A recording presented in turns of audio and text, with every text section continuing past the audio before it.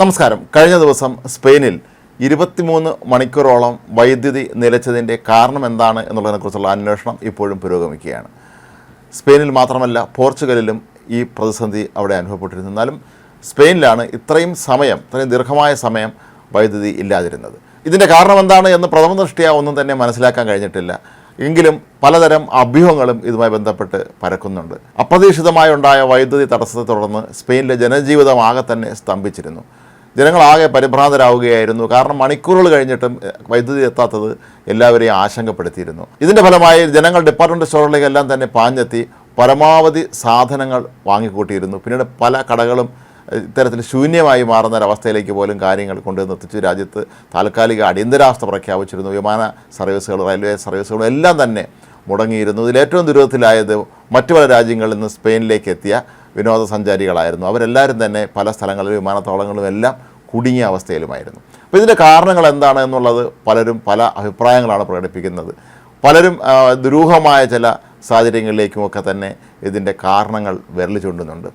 അതിലൊന്ന്, ഒരുപക്ഷെ സൗരോർജ്ജത്തിൻ്റെ ഫലമായിട്ടുണ്ടാകുന്ന ഒരു പൊട്ടിത്തെറിയാണോ ബഹിരാകാശത്തുണ്ടായത്, അതിൻ്റെ ഫലമായിട്ടായിരിക്കാം ഒരുപക്ഷെ ഇത്തരത്തിലുള്ള ഒരു വൈദ്യുതി തകരാറ് സംഭവിച്ചത് എന്നാണ് ഒരു വിഭാഗം ഗവേഷകർ പറയുന്നത്. അവർ പലരും ചൂണ്ടിക്കാട്ടുന്നൊരു കാര്യം, ഇതിൽ ഒരുപക്ഷെ ബഹിരാകാശത്ത് വെച്ച് ആണവ പരീക്ഷണം നടത്തിയിരിക്കാനുള്ള സാധ്യത തള്ളിക്കളയാൻ കഴിയുകയില്ല എന്നുള്ളതാണ്.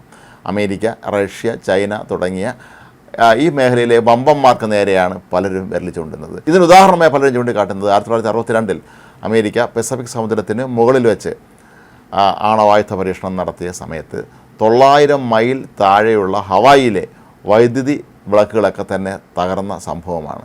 ഒരുപക്ഷെ ബഹിരാകാശത്ത് ഇത്തരത്തിലുള്ള ആണവ പരീക്ഷണങ്ങൾ, ആണവായുധങ്ങൾ പരീക്ഷിക്കുകയോ ഒക്കെ തന്നെ ചെയ്താൽ അതിൻ്റെ പ്രത്യാഘാതം ഭൂമിയിലും ഉണ്ടാകാം എന്നുള്ളതിൻ്റെ വ്യക്തമായ തെളിവാണ് ഇപ്പോൾ സ്പെയിനിലുണ്ടായത് എന്നാണ് പലരും പറയുന്നത്.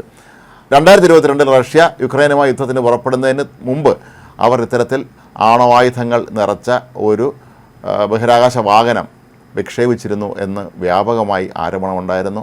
2553 എന്ന് പേരിട്ടിരുന്ന ഈ ഒരു ഉപഗ്രഹത്തിൽ ആണവായുധങ്ങളായിരുന്നുവെന്നും നാളെ ഒരു ലോകമഹായുദ്ധമുണ്ടായാൽ അന്ന് ബഹിരാകാശത്ത് നിന്ന് പോലും യുദ്ധം നടത്താൻ റഷ്യയ്ക്ക് കഴിയുന്ന അവസ്ഥ ഉണ്ടാക്കാനായിരുന്നു ഈ നീക്കം നടത്തിയത് എന്നുമാണ് പലരും പറയുന്നത്.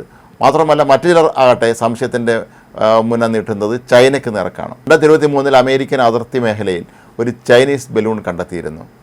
ഇതും ഭാവിയിൽ അവർ ആണവായുധ പരീക്ഷണം നടത്താൻ വേണ്ടി അതിൻ്റെ പരീക്ഷണത്തിൻ്റെ ഭാഗമായിട്ടാണോ അയച്ചത് എന്ന് അമേരിക്കയിലെ പല ശാസ്ത്രജ്ഞന്മാരും സംശയം പ്രകടിപ്പിച്ചിരുന്നു. കാരണം ചൈനയും അമേരിക്കയും തമ്മിൽ ഇത്രയും ദൂരം ഉണ്ടായിരുന്നുവെങ്കിൽ പോലും ഇത്രയും ദൂരം താണ്ടി ഇവിടെ എത്തി ഈ ബലൂണിന് ഇവിടെ ഇറങ്ങാൻ കഴിഞ്ഞിരുന്നു എങ്കിൽ ഒരുപക്ഷെ വലിയൊരു ആണവായുധ ആക്രമണം നടത്തുന്ന സമയത്തുമൊക്കെ തന്നെ ഇത് ഫലപ്രദമായി ഉപയോഗിക്കാൻ കഴിയുമായിരുന്നു എന്നാണ് ഇവർ ചൂണ്ടിക്കാട്ടുന്നത്.